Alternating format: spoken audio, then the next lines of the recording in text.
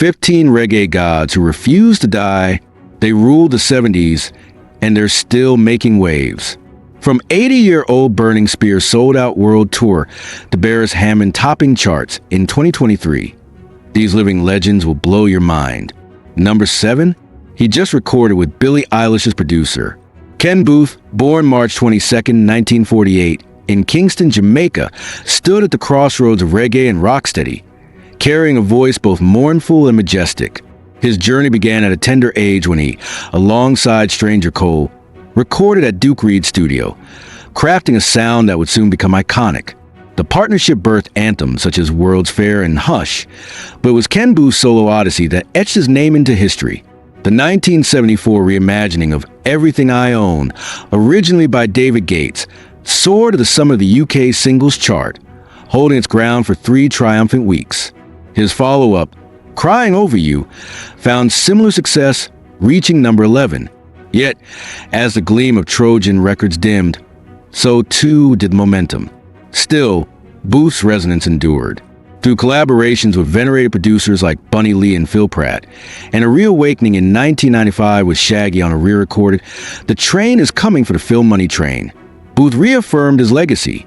The Jamaican government, recognizing his indelible mark on the nation's musical heritage, adorned him with the Order of Distinction in 2003, a testament to his enduring artistry.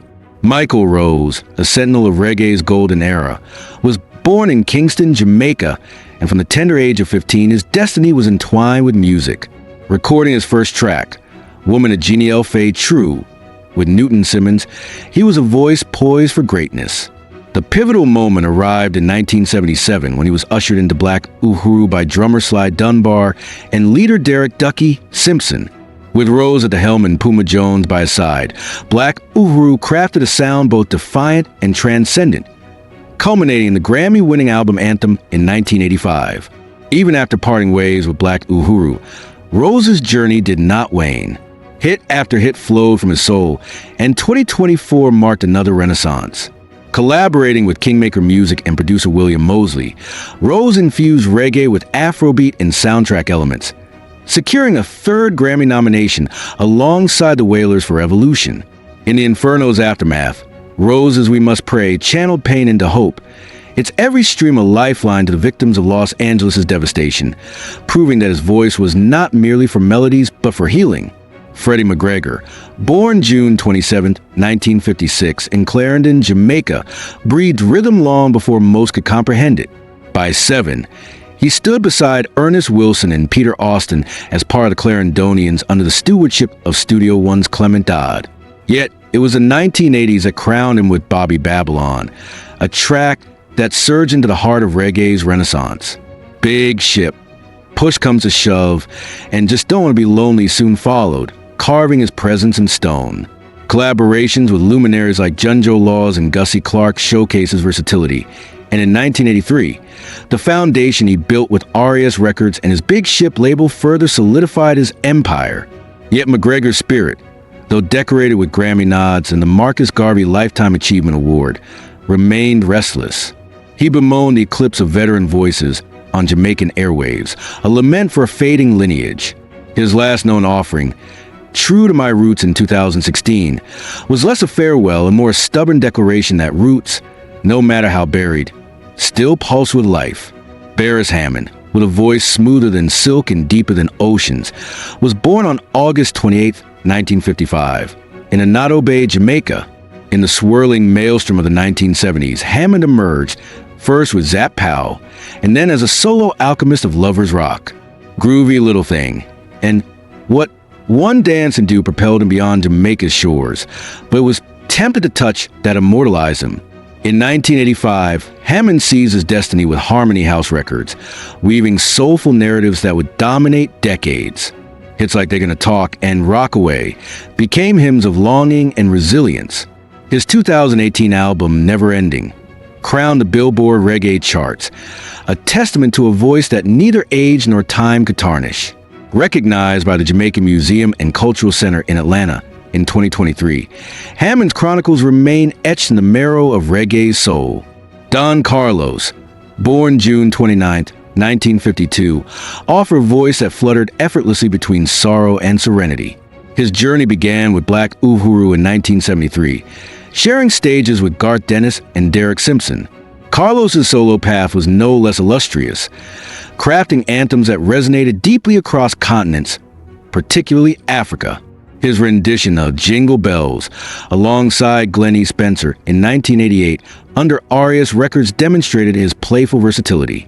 Yet, even amidst reunions and solo triumphs, Carlos's true power lay in his ceaseless touring, each performance a torchbearer for reggae's eternal flame. Horace Andy, born Horace Hines on February 19, 1951, wielded a voice unlike any other, a haunting tenor that carried the anguish and hope of a generation. His ascent began with Skylarking, a track that transcended the sound systems to become an anthem of resilience.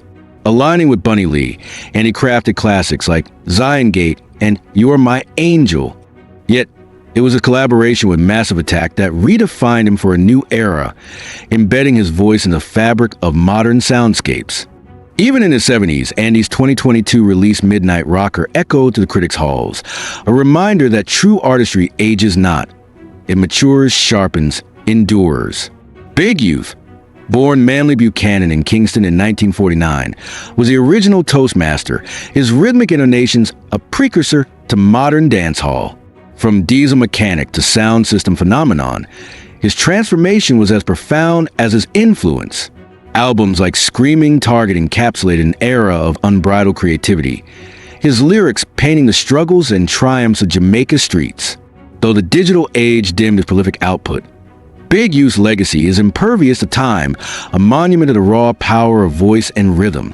Errol Dunkley, born in 1951, was reggae's perennial underdog, his career beginning in adolescence with tracks like Gypsy and My Queen.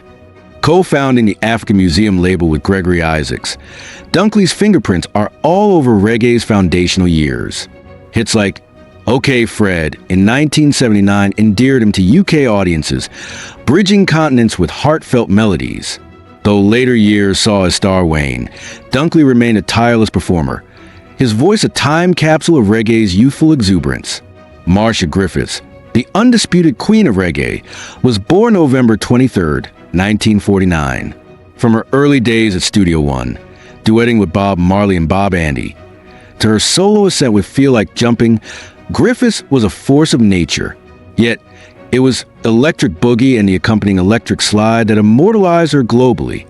Though the charts may no longer call her name, Griffiths continues to enchant stages worldwide, her every note a declaration of reggae's enduring feminine strength.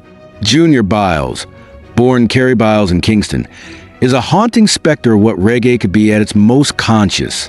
Partnering with Lee Scratch Perry, Byles delivered searing critiques wrapped in hypnotic grooves. Beat Down Babylon and Curly Locks remain seared into the consciousness of those who understand reggae not just as sound, but as sermon.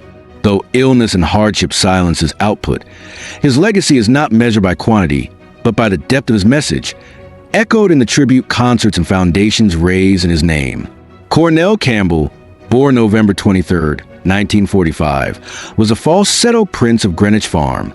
Recording his first song at 11, Campbell's journey traversed bands and studios, each phase sharpening his diamond voice. Partnering with Bunny Lee in the 1970s, Campbell released a cascade of hits like The Gorgon and Natty Dread in the Greenwich Farm, his voice a bomb and a battle cry. Though his stardom dimmed with time, Campbell's more recent albums, New Scroll and Sweet Baby, are proof that true voices never fade. They merely evolve. Jimmy Cliff, born James Chambers on April 1, 1948, is reggae's consummate ambassador, a voice that transcended borders. His anthems, Many Rivers to Cross and The Harder They Come, are woven into the very fabric of global music history. Cliff's protest anthem, Vietnam, drew praise from none other than Bob Dylan. His accolades are numerous, not least Jamaica's Order of Merit, a rare honor. Even in his 8th decade, Cliff's 2022 album Refugees reaffirmed that his creative wellspring remains untapped, his spirit unbroken. Burning Spear, Winston Rodney, born March 1, 1945, is reggae's conscience. His music is a clarion call to heritage, to unity, to remembering. With Marcus Garvey and Hail Him, spear-etched anthems of black empowerment. Grammy win for calling Rastafari and Jah is real validated what the world already knew.